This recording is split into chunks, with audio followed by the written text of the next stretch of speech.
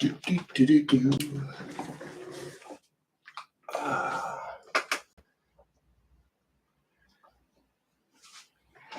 Sound check. Hopefully the audio is working okay. It was a busy work day, a very, very busy work day. I'm still fighting through. You know how big these Conan pages are. They're on 15 by 20 sheets. The art's a little bit smaller, but it's scaled to be 1.5 times the size of an 8.5 by 11 magazine page, which is how they're printing Savage Sword. There's a big battle scene, and they're double spreads. So I'm essentially working on 30 by 20 double spreads, and the battle scene's so complicated with these monsters I've designed that are kind of complicated themselves. I'm still fighting with them, so it's kicking my ass. So I didn't want to. I don't want to spoil the fight scene online, so I'm not going to show those. So I skipped to the first page after the fight scene, which was essentially. So this is how I do my rough pencils, and I learned since I'm lightboxing again that printing them out in black and white actually makes it hard to see the pencil on top of the dark lines being shown through the light board. So when I blow these up to transfer them to the art paper, I now use like a sienna, sepia color. And this allows me to take the pencil edge out. And so this shows up as a slightly lighter color on the light box, and my pencil lines show up, so I don't have that weird thing where it's like I turn off the light and I go, oh geez, I didn't trace off his leg or something. So this is now my process. So essentially print size pencils, blowing up to artboard size, light box them onto the art paper, and because I'm so out of practice working with actual graphite that everything smudges like crazy. So I've learned to mask off areas I'm not working on. So I'm working on this big panel up here. Conan, it's going to be a lot of, I don't know how far I'm going to get in tonight's stream, but it's going to be, he's in a muddy field and there's rain coming down and he's on the ground. You can see from this, I mean, it's like he's crawling through a muddy field and in a rainstorm here. So this is what I get to do. And to reduce smudging, there's a trick. I think the first person who told me about this was Dave Ross, who some of you might remember. He used to do a lot of work for Marvel. He did West Coast Avengers for a long time, if I remember correctly. Really talented, really solid, traditional comic artist. He used to use that blue tack, I think it's called, stuff for people who use to stick posters on the walls. And he told me what he'd do is after he'd pencil with the level of pencil he liked, before setting it off to be inked. Sorry, I'm rolling out a kneaded eraser. Got to make it soft. He'd take the pencils like this. He'd roll out his blue tack, and he'd just lightly roll it across the surface. And what it would do is it'd pull off some of the smudgier surface graphite that's sitting on the paper. So you essentially take your HB pencil lines and you push them down to almost H lines, and so there's less smudging. So there's all these tricks from back before I started printing light blue onto artboard as a way to stop having to deal with how crappy paper is getting. And so now I'm back to doing all that stuff again. So yeah, so I'm gonna be on for about an hour. That's my usual run. So I'm gonna try and aim to end around 8, but as usual, I'll probably also go over. I'm gonna try to ink this panel, maybe the next panel. Pretty sure. And there's some special effects I'm just not gonna try and do because it's gonna be black ink everywhere and white paint everywhere, and I don't want to like cover the lens with paint. Okay, I'll put my little cover down before I pull up my toothbrushes and splatter brushes. So this is going to be very much a because it's such a big head in terms of drawing. It becomes a lot more fluid. Oh, there's my glasses. I put them down while I was setting up the video. I'm so far behind. I picked up a second camera so I can do that I guess that Discord Twitch thing where it's like you have image of me drawing and then you have a shot of my ugly mug, so I can look at you every once in a while and say, "Geez, aren't I stupid?" when I make mistakes. So this is going to be very loose rendering of the head. It's going to be a very dirty final image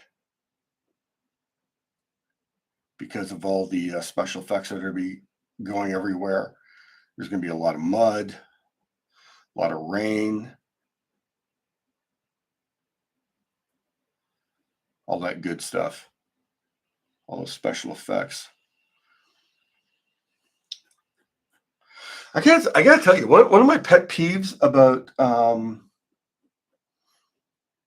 comic writing nowadays is how little writers really put an effort into what's going on with the environment, with the action. I mean, think about some of my favorite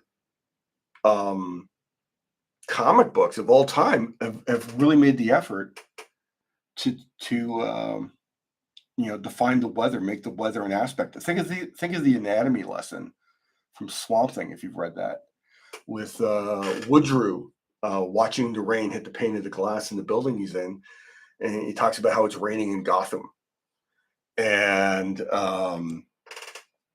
or Wounded Wolf, which is I saw it right away when I first read this plot, but Wounded Wolf has a lot of influence on this Conan story. That X-Men issue that Barry Windsor-Smith drew, where Wolverine is in a blizzard with Katie Power, one of the Power Pack kids, on the run from Lady Spiral. No, not Lady Spiral. Lady Deathstrike, and a whole bunch of her cyborg mercenaries. So this is a bit of a Conan Barry Windsor-Smith homage, with but not referring to a Barry Windsor-Smith Conan story. See if there's any chatter here. Here we go. Yeah, it's yeah. I was 2 weeks back at the gaming night. We were talking about someone who I think he's Billy Two Fingers. He does these amazing 3D sculptures. And we were talking about his videos. He's only put up like 3 or 4 videos, and he's already got like, I don't know, 200,000 followers. And I did this mopey little, yeah, I got over 200. I've been doing this weekly for 6 months or so. So, but no, it's there's so many artist accounts on YouTube. It's I think it comes down to either you're offering something that no one else is, or you're just consistent, and you answer questions, and you're helpful. So I'm trying to be the latter. I'm trying to be helpful and personable, I hope. But whatever it takes to engage. I mean, it's like, it'd be nice if, it'd be nice someday, before I die, to have like over 100,000 followers. But I don't know if art accounts get that much traction. I think art accounts are, from what I'm seeing from hardcore show us your zits. I do a little comic page of Conan popping pimples on monsters. Um, I think art accounts are kind of not necessarily depressed in the sad sense, but I don't think they get pushed up in the algorithms because we're not commercial enough. I think there's an aspect to uh, everything needs to be able to generate some sort of revenue, and they manipulate the numbers based on what you're doing. It's like I think if I was doing like a comic book artist's guide to health and working out, I'd probably get more followers than just doing comics. I just think that's the way it is. And the weird thing is, these companies don't check with us. Oh, here we go. Oh, here we go. Show issues. I like that. I think that's hilarious. And my shadowed areas before I start to ink those areas. Yeah, I see the darks pretty much when I'm penciling, so I already know like how dark. Like he's got black hair. He's Conan. Um, but I also know, and specifically this cover or cover this page. Um, uh, there's going to be so many rain, so many effects. My blacks, as I put them down with brushes and everything, are going to be obfuscated with like white lines for rain coming across and some white splatter to indicate splatter. That all has to has to be taken into account.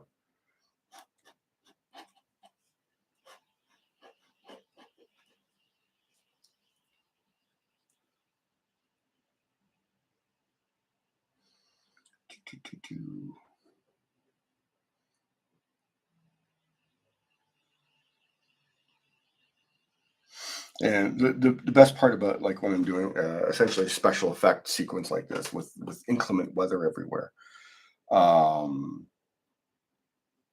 I don't necessarily have to be as tight with my line work because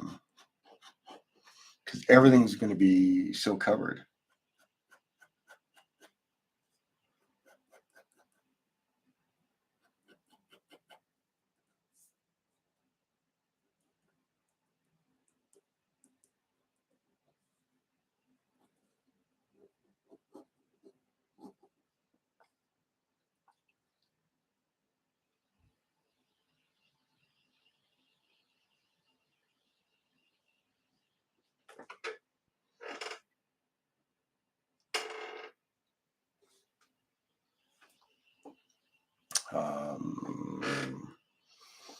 Yeah, he's what I'm going to try and get across here is that he's just pulled his head out of like this puddle of water and mud.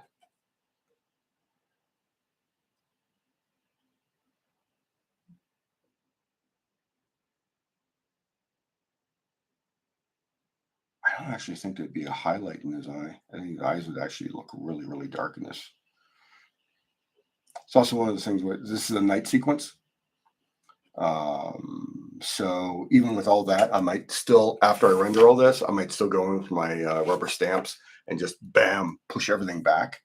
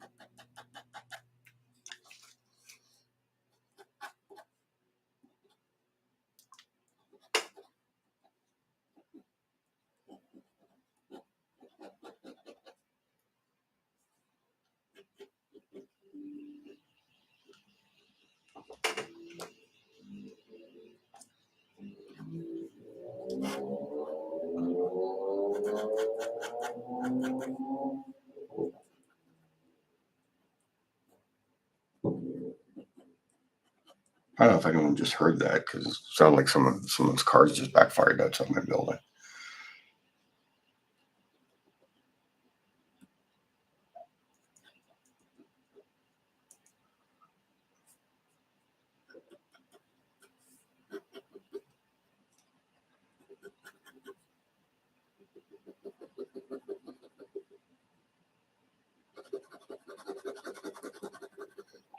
A lot of times, so it's a habit I developed as I've been inking. A lot of times, I'll actually render in an area that I'll go back into and make solid black or near solid black later.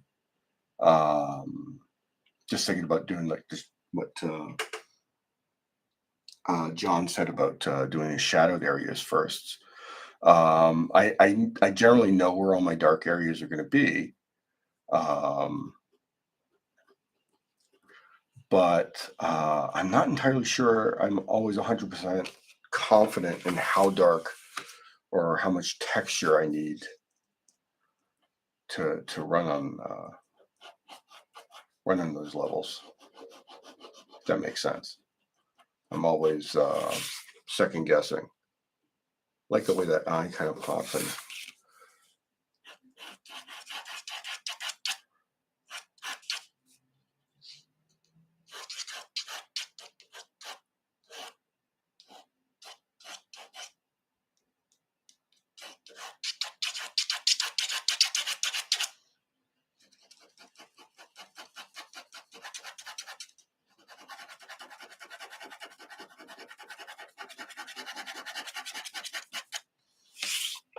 So a lot of this, like I said earlier, there's going to be a lot of white paint effects that are going to be going into this.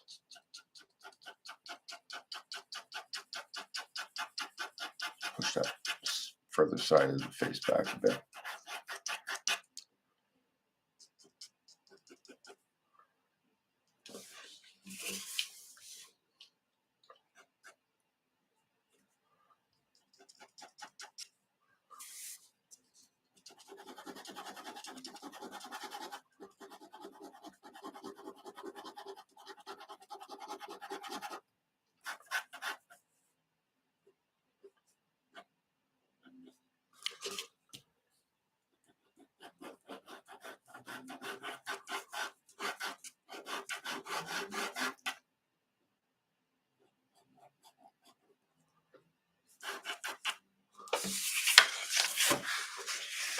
This is great. I get to look at my laptop to see how it's coming together.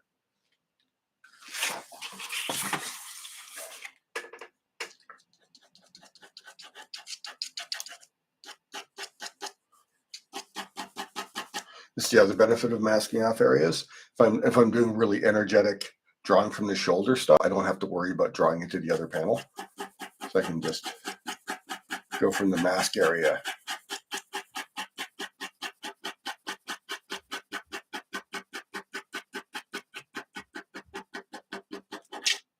Oh, that probably went through. Yep. But luckily, it's all taking place in a range. So there's going to be errant lines like that anyway. Ha ha ha. I can cheat. And it's a black and white book like Savage Sword always was meant to be.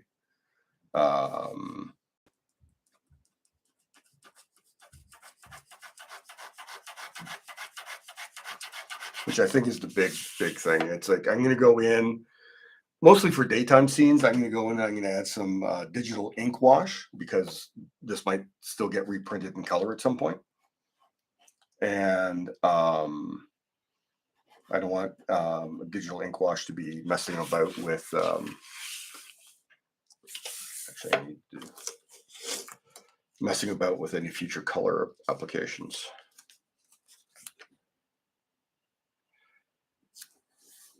Now, if I don't have paper there, I generally use painter's tape to mask off areas so I can. I go nuts with my pen strokes.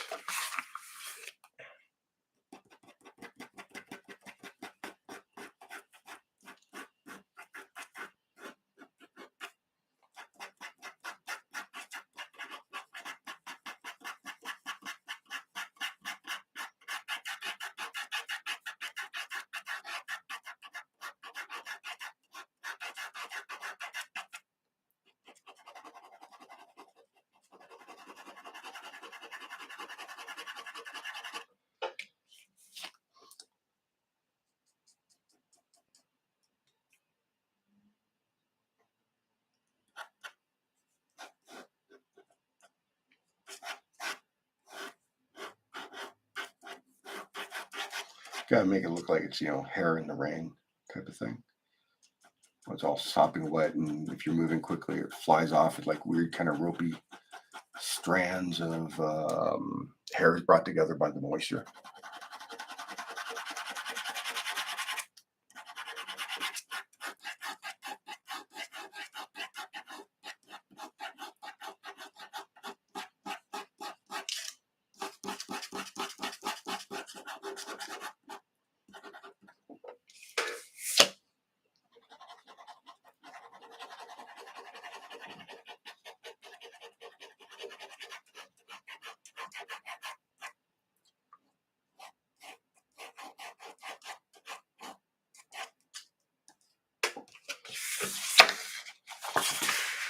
That goes pretty fast.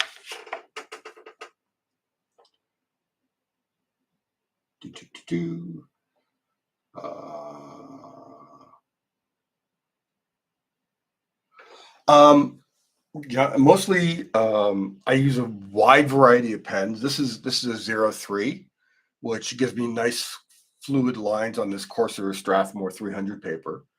I generally also use grab another 01 and a 005. And I use a 005 for like just really finicky detail stuff that needs to be as precise as possible. I also use Rotring technical markers. I have to order those specially from the UK, but I'm pretty sure you can get them on Jet Pens if you're interested. So these, I get these. I use these in from 0.1 to 0.8. They give me a nice range of line weights, and since they're felt tip markers, there's a little bit of flex in them, and they're liquid ink, so they flow better than most markers. For brushwork, I tend to use my is this Kuretake? I can't remember. It's solid brass, and it uses real sable, but it's a brush pen. The brush is starting to go, so I ordered 2 spare brushes. It's refillable. Those are my predominant tools. I also, this one's all beat up. I put my own ink in one of these old Pentel color brush pens, and I got to do it. This is the new one I bought. I got to get rid. I hate the ink these come with. So I use those, and I can get some really, really super gestural line quality out of those brushes.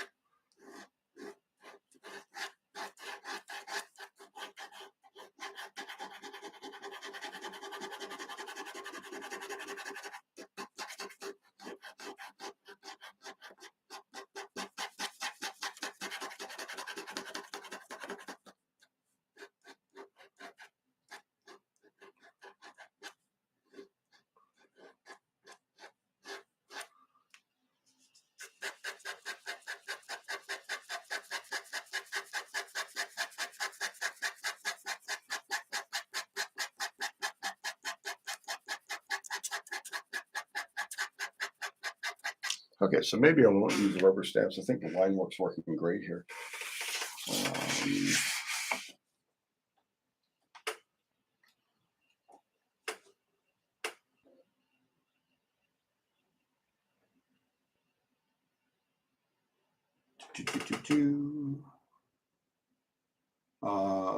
Six issues. Are you talking about the monthly series or Savage Sword?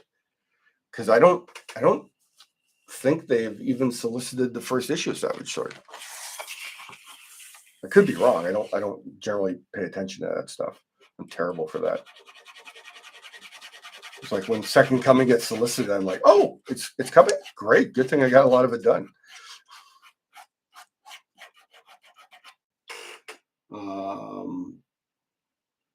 Oh, okay. Well, it might be a 6-issue series. I don't know. I think there's a big market risk in doing it. Um, I mean, we know retailers don't like odd sizes, even though a lot of books at odd sizes have actually been hits. But there's been some failures. They remember the failures because they lost money on them. It's a black and white book, which also might be a big risk, even though Walking Dead's black and white. Although technically now it's in color because Dave McCaig is recoloring all the issues, which is great career move. He never has to wait on the artist to color in that book, which is pretty damn awesome. I don't recall them saying it's. Oh, okay, yeah. You might have even told me it just went in one ear out the other because here I am going. I'm trying Savage Sword. There's a part of me that kind of wants to. I would love it if this book stayed around. Like so I could do like a Savage Sword story every year. But I also want to do stuff in the monthly book. So hopefully I'll get a fill-in stint arc or issue or something. Because I love what both Doug and Rob are doing in the main book, but I kind of want a piece of that, man. I mean, it's like the Conan fan of me is like, God, oh, give me all of it. And it's like, I know that can't happen, but it's like, I'll take. I mean, I'm also illustrating one of the Conan prose novels. So maybe I shouldn't be too greedy because there's a lot of other people who want a piece of Conan. Now that it's actually, see, I wanted Conan even when Marvel was kind of honestly doing crappy shit with it.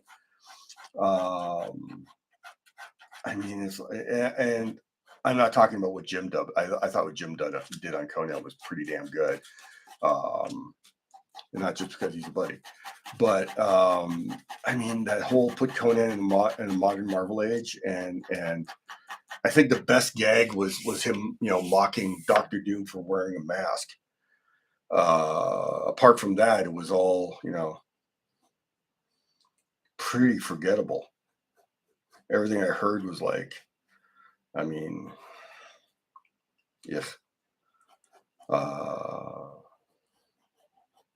I mean, there's some beautiful, beautiful art done for Conan there, but it's. I think Jim probably the only guy there who actually got Conan,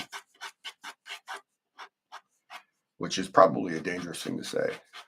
Probably make some enemies that way. But what are you gonna do, man? Yeah, you got to speak your truth, man.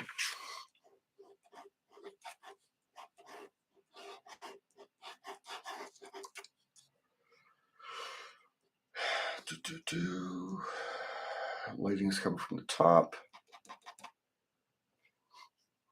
There's going to be so much rain just pounding on them here. Let's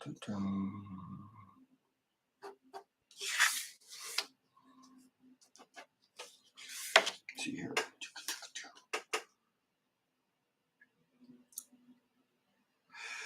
I'm thinking, yeah, I have a feeling that the Savage Sword is going to be another big hit.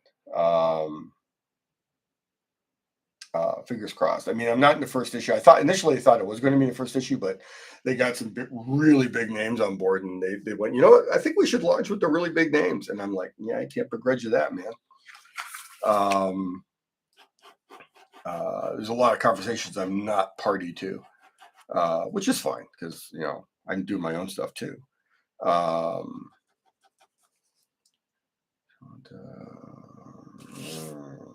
we'll put some more hair there. Check out chat here a bit more. Yeah, fifth printing. Yeah, I know. The issue 5 sold out day 1 to going back to press. Yeah, very old. I used to use those too. I still have my Series 7 ink brushes. I've taken such good care of them that I actually get to use them for watercolors now, man. It's great. I don't. Honestly, when I'm filling in blacks, I'm using a lot of things like thick Poscas or Sharpies, which have this wonderful thing. As they start to dry out, you can get these wonderful like dry brush effects. Um, so these are fun tools, and they're water based, so they won't destroy the artboard. Pretty happy with it. Same with the when I use my rubber stamps, the ink is archival, so that's another good thing. All right, so you know what thing you're doing? I'm gonna go in there.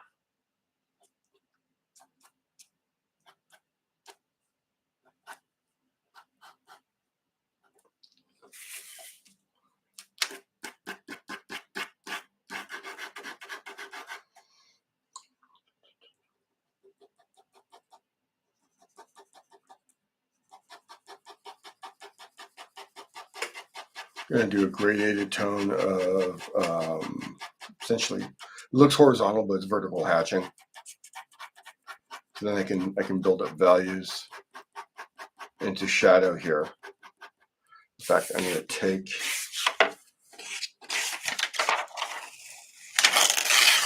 this part. I can take this off, move it down a bit.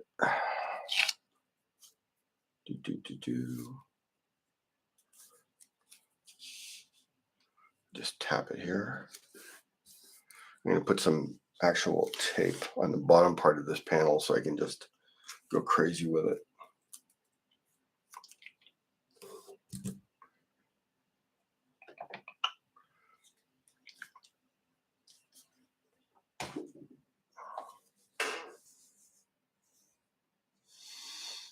The problem with Chuck Dixon is no one likes him.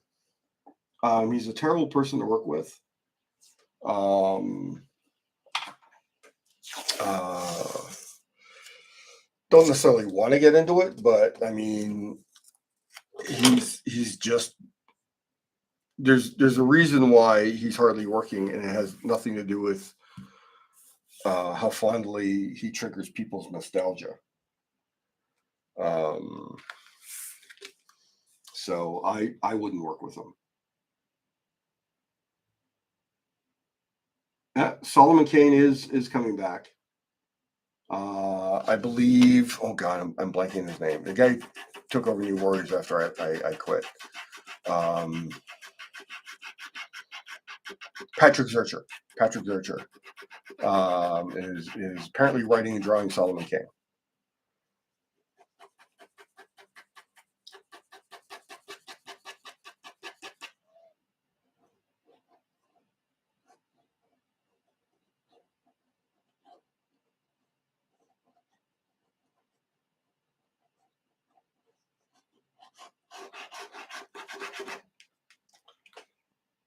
Yeah. And I believe I saw the art. The artist is great. I can't remember his name. I follow him on Instagram though. They're doing a mini series event about the Black Stone, which is something Jim's been teasing at in the book for a bit. And it's going to be the big, Robert E. Howard crossover event, because it's going to have Solomon Kane and Cull and James Allison and El Borak and all those classic guys. And Dark Agnes, and yeah, some of the art got previewed already. It looks amazing. Yeah.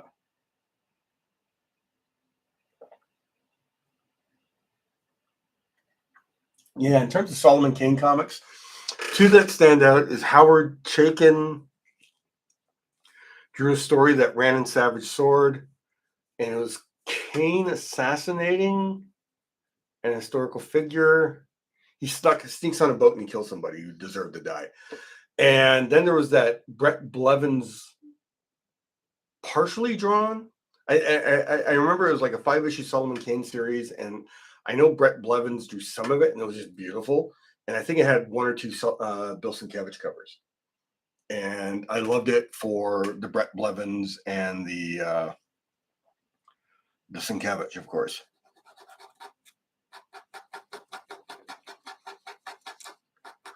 I don't. I tried to like the Dark Horse, Solomon Kane. Uh, if I remember correctly, it was actually kind of well drawn, but I don't remember much about it at all.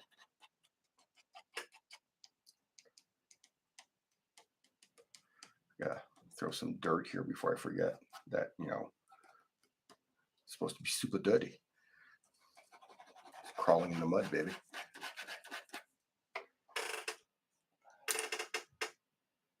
Yeah.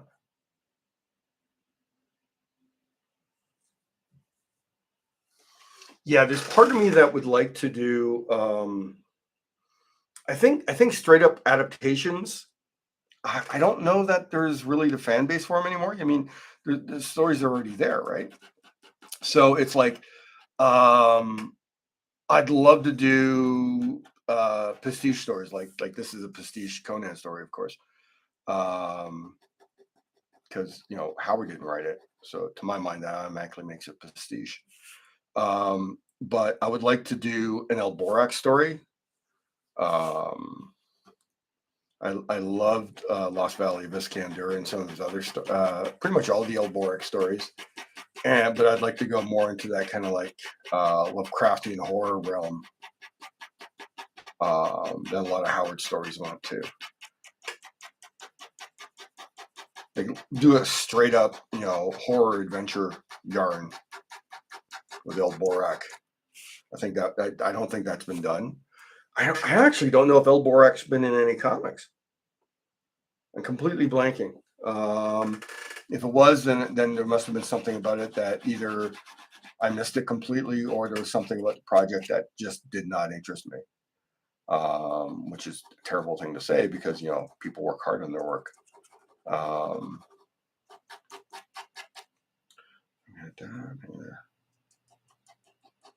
some cross hatching into this.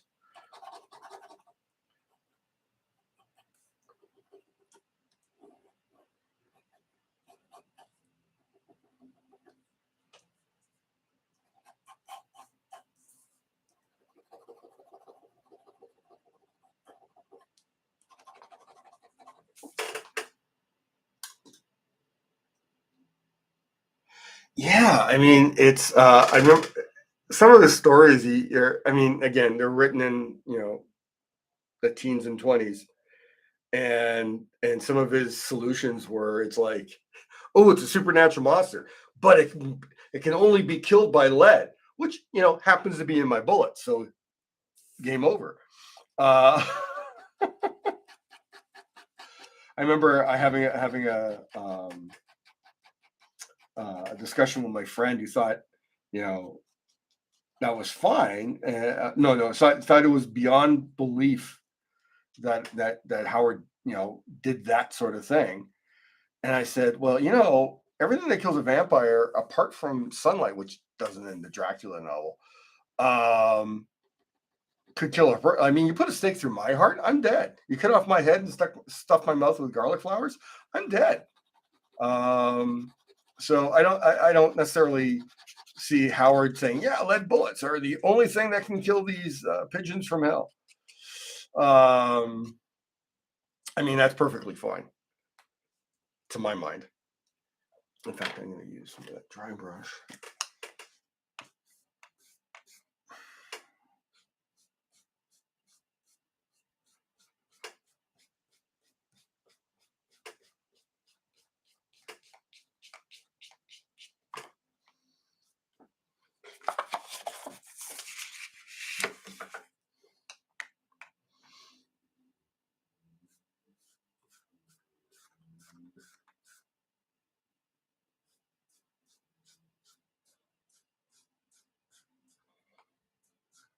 Going to be drawing on top of that, but it lays the base tone down, base value.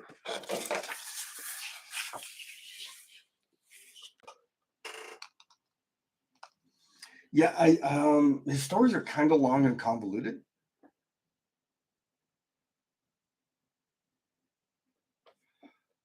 I don't know if it depends on the artist. I mean, it's like there's certain artists who just do that wonderful kind of like I mean, because Solomon Kane stories are generally horror stories, or supernatural yarns. I would say high contrast ink art would be the best call for it as well. Get some of these in here too. Just want to darken this here a bit.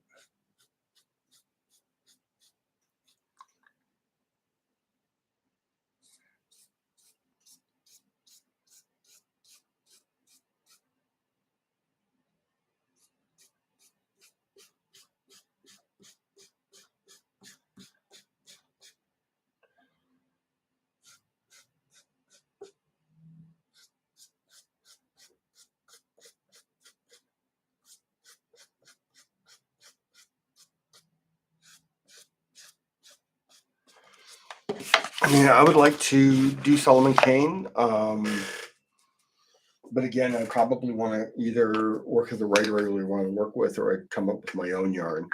Because to my mind, there's a lot of things they just haven't done with Kane yet. Considering, you know, the range of things you can do with them. I wouldn't want to compete with Howard, so again, I wouldn't want to adapt a Kane story. So I'd probably try and think, okay, so we got a Puritan.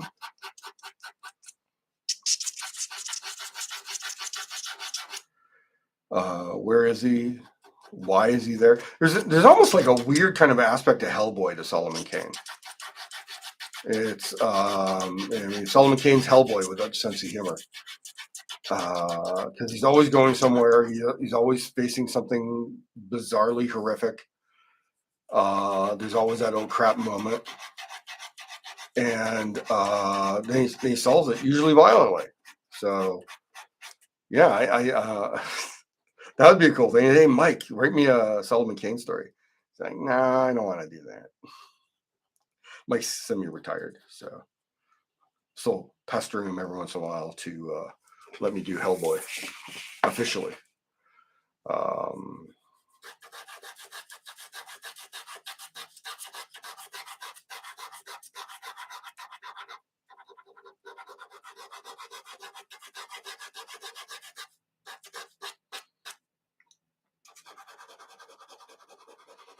Put some shapes in here.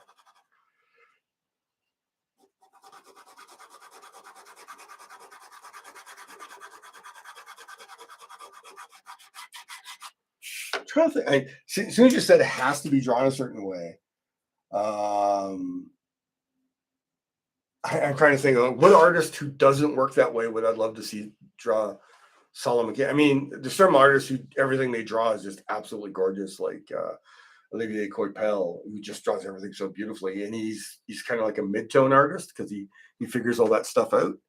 I mean, I think I can't pronounce his name. Oh my god, the guy who drew Seeds with Ann Nesenti.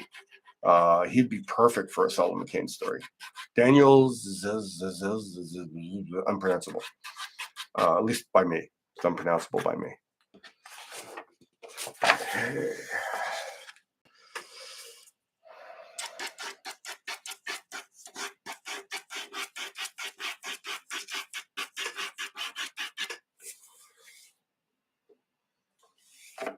All right. Okay, so it's a Pentel correction pen.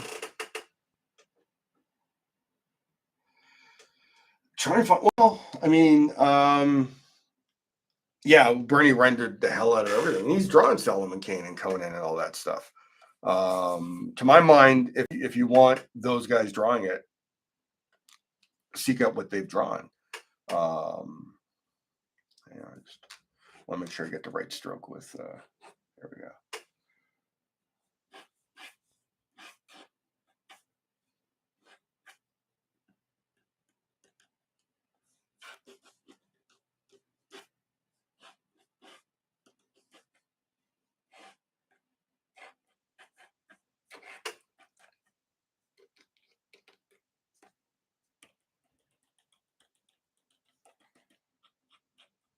I mean, I love me some Bernie stuff. I have a wonderful print of the double spread lab sequence in my living room, where the monster's like, picking up the doctor by his lapels, essentially.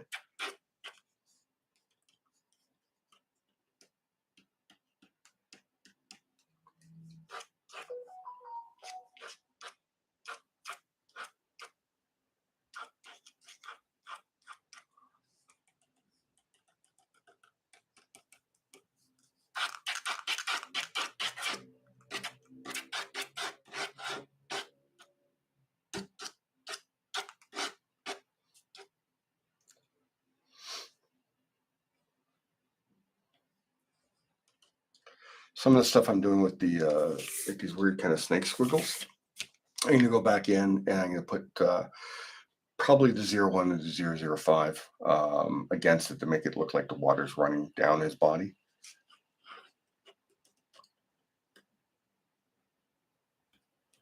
And some of these loops here are bigger than I want. So I'll go back in and I'll do some like ink work on top of it.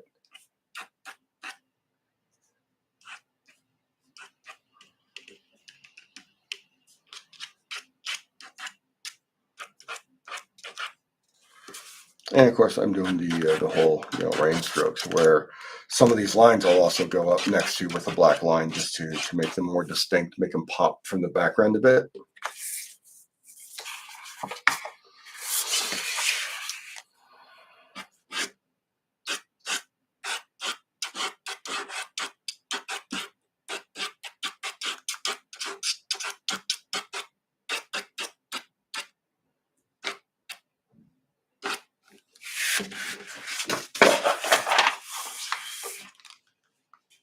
We're not moving this around too much for you guys and give you all vertigo.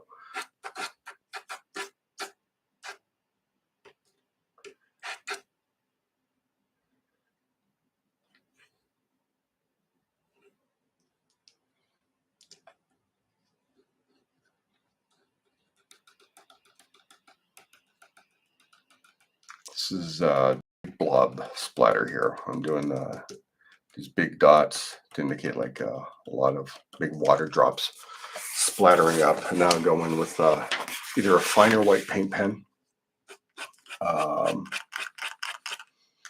or just splatter it.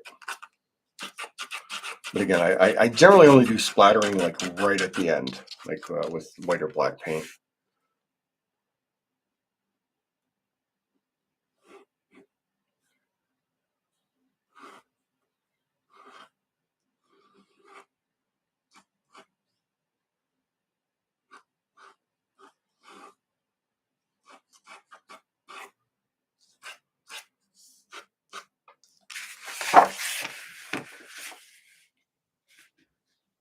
Wow, it's amazing, like some ink shines, some is so matte and different on the camera to me. So that's Conan there, just like waking up in the middle of the mud pit. So yeah, so I'm gonna give that a few seconds to dry. How are we doing time wise? 7:50. All right. So what I'll do is as soon as I do some of the ink work in and around this, I'll call it a night because that's about an hour. Now my gel ball points, 10. They go over top the paint markers quite nicely, but general regular ink, no, doesn't work as well. It kind of gets absorbed through.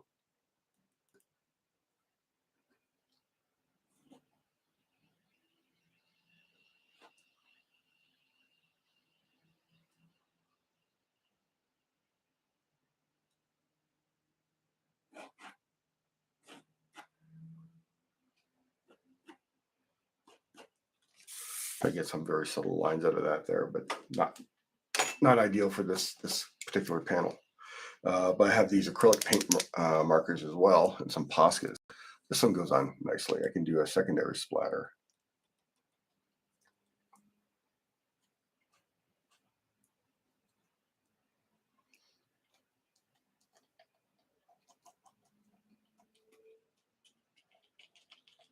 Every little bit helps.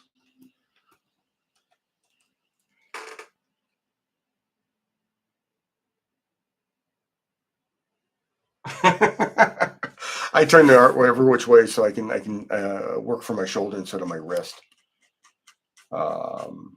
It just makes everything.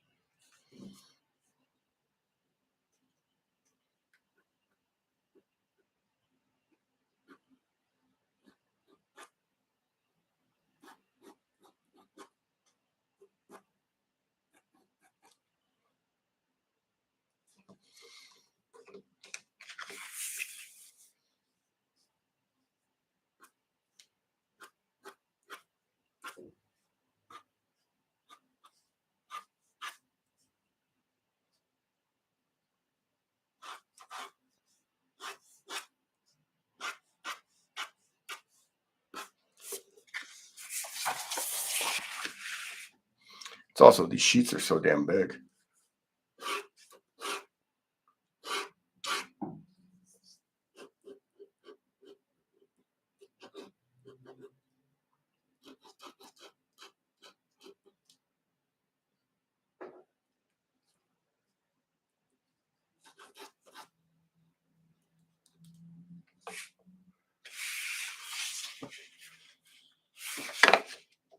I can't see it if it's all the way up there, but that's where it rests on the paper. Let's get that finer pen. Here's a 01.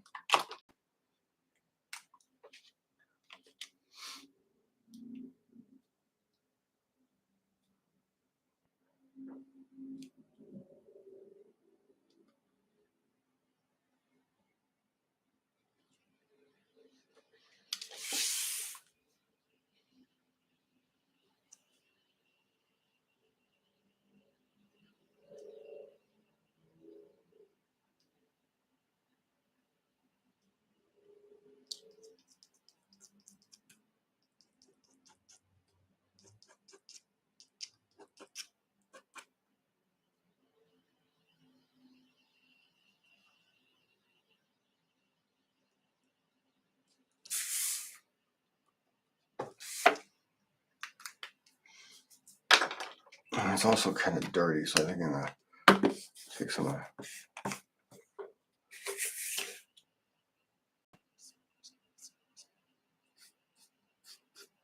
just make it a little less. Also, gets push some of those line back so I can go back in over them.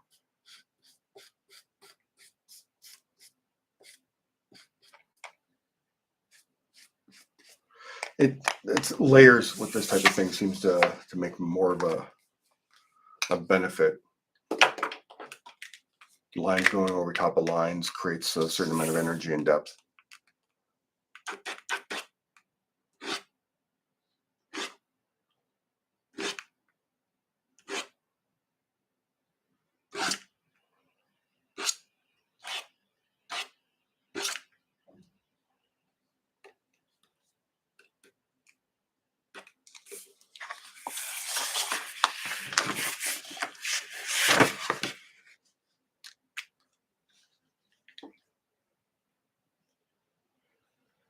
It's I don't want to spoil the book. Let's just say he's in the middle of a really.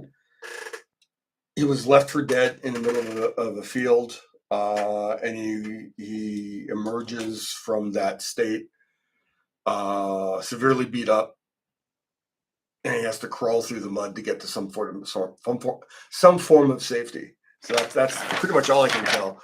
And on this page, as I pull off the painter's tape carefully.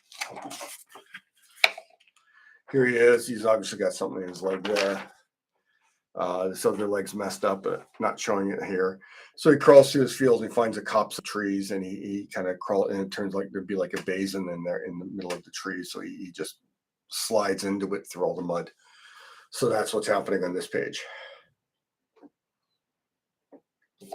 All right, so yeah, it's about roughly how long it takes me to do a simple panel like this. I still got to erase it. I probably should erase it before I start adding other white paint, but I'm probably going to be doing the white splatter, and that's when I really have to worry about the erasing. And I don't do the splatter until everything's inked, because then I have to go back in and do corrections again, and I want to control everything what I'm doing. All right, let's see here. All right, yeah. So I think that's where I'm going to stop this week. Keep it a little tighter. So there's I inked essentially about a third of the page with that one big ass panel. These are solid black areas. I didn't do the X's because I know what I'm doing. I'm not sending it to an inker. And I know how dark these trees are going to be with a little bit of light coming in from here. So it's going to be it's going to be a very, very dark page. And here he is using his one good arm to like crawl his way through the field. Thanks everyone for showing up, asking questions and everything. Next week, you know what? I was planning to do Conan last week, ended up not swapping out at the last minute to show some of the Witch House development. So I'll do Conan again next week. Let's see how many pages I can jump ahead in the week. I think I'm pacing. Unfortunately, I'm only working at about 3.5 pages right now because the opening sequence and the battle scene are just kicking my ass. But pages like this will go. I mean, if I get back to work on this after the stream, I might even finish this page tonight before I crash. I want you all to have a great night and a great week. Hopefully, you guys are available to pop on, ask questions, make comments. Make fun of me next Sunday night, and I'll be doing more Conan. I'll probably do another. I'll probably handpick a panel and ink it for you guys. Have a great week. Bye bye.